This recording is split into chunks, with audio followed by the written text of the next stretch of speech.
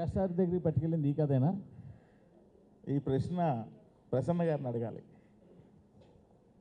ప్రసన్న గారు, మెగాస్టార్ గారి దగ్గరికి వెళ్ళింది ఈ కథేనా? అంటే కామెంట్ చేశారు అనుకోవచ్చా అల్లు అర్జున్ అసలు ఏంటి?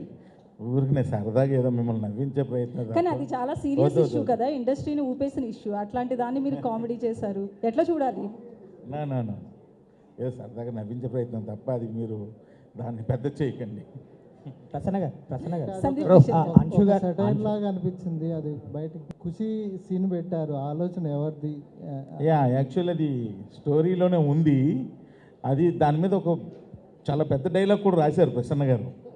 నిజంగా ఆ డైలాగు ఒకవేళ యాక్సెప్టెన్సీ అయితే మాత్రం థియేటర్లో ఒక ఏమంటారు ఒక పెద్ద బ్లాస్టే.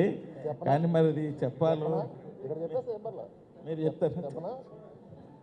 యాక్చువల్గా నిన్న కాక మొన్న వరకు పల్సర్ బైక్ సాంగ్ చాలా మంచి కిక్ని తీసుకొచ్చింది. అయితే ఈ సినిమాలో అలాంటి ఏదన్నా ఒక అంశాన్ని తీసుకుని, ఎందుకంటే ఈ సినిమా చూడంగానే సినిమా చూపిస్తామా వైబ్స్ కనబడుతున్నాయి. సో అందులో ఎలాగైతే రాజ్ తరుణ్ గారు ఆయన ఎంత హింసిస్తారో, సో ఇందులో వీళ్ళిద్దరూ కలిసి ఇంకేదో చేస్తారన్న ఫీల్ అయితే వచ్చింది ఆఫ్టర్ సీయింగ్ దట్ టీజర్.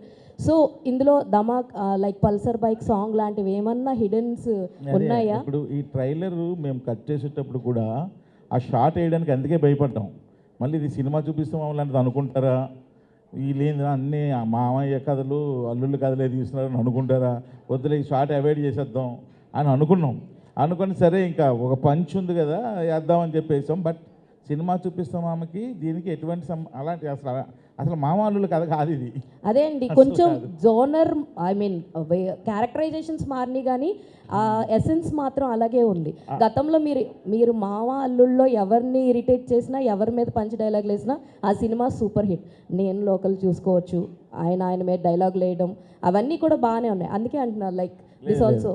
ఇంకా పల్సర్ బైక్ లాంటి సాంగ్ అంటే ప్రస్తుతానికైతే అంటే ఆ సినిమాకి అది సూపర్ హిట్ అయింది. మళ్ళీ అదే ఫాలో అయితే సేమ్ ఫార్ములా అనుకుంటారు. ప్రస్తుతానికి అలాంటిది ఏం లేదు, అలాంటి ఆలోచనలు కూడా లేదు. సినిమా ఇట్ సెల్ఫే ఎంటర్టైనర్గా ఉంది.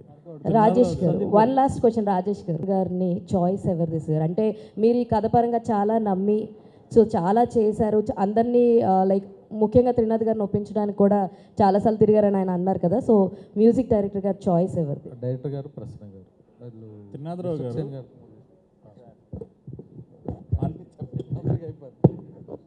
సార్ అంశు గారు చాయిస్ ఎవరిదండి? ఆవిడనే తీసుకొచ్చి యాక్ట్ చేయించాల్సినంత అవసరం ఏమొచ్చిందంటే వేరే ఎవరిని అనుకోలేదా? ఆవిడనే ఎందుకు అనుకున్నారు? ఇన్స్టాలో వీడియో రావడమే చాయిస్ అండి.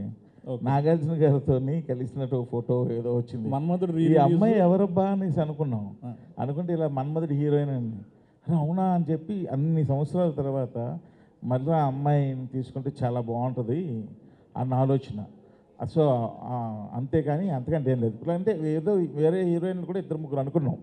బట్ మన్మధుడు ఆఫ్టర్ ఇన్ని సంవత్సరాల తర్వాత ఆ అమ్మాయిని తీసుకొస్తే చాలా బాగుంటుంది అన్న ఆలోచనతో తీసుకున్నాం. ఈ రోల్ చేయించిన తర్వాత మీకు సాటిస్ఫై అయ్యారు? ఐ మీన్ అంటే ఇప్పుడు వరకు డైలాగ్స్ అన్నీ ఇంగ్లీష్లోని హిందీలోని చెప్పింది. ఓకే, రేపు డబ్బింగ్ అయ్యాక తెలుస్తుంది ఏంటన్నది. సందీప్ కిషన్ గారు, ఫస్ట్ ఆఫ్ ఆల్ కంగ్రాచులేషన్స్. ఏంటి అది ప్రయత్నం, అందరూ అదే ఇక్కడ చేస్తాం. టైటిల్కి వచ్చేస్తుంటే ప్రతి సినిమాకి ఏదో జాకా అని పెట్టుకుంటానండి బాబు, దాన్నే ఉంది. Absolute pleasure working with sir. He's been such a pillar of support, really encouraging me in my scenes, helping me in scenes, and telling me how well I've done when I've done well, and giving me feedback as well. So it's been lovely. He's like the best. And thank you so much for all your support.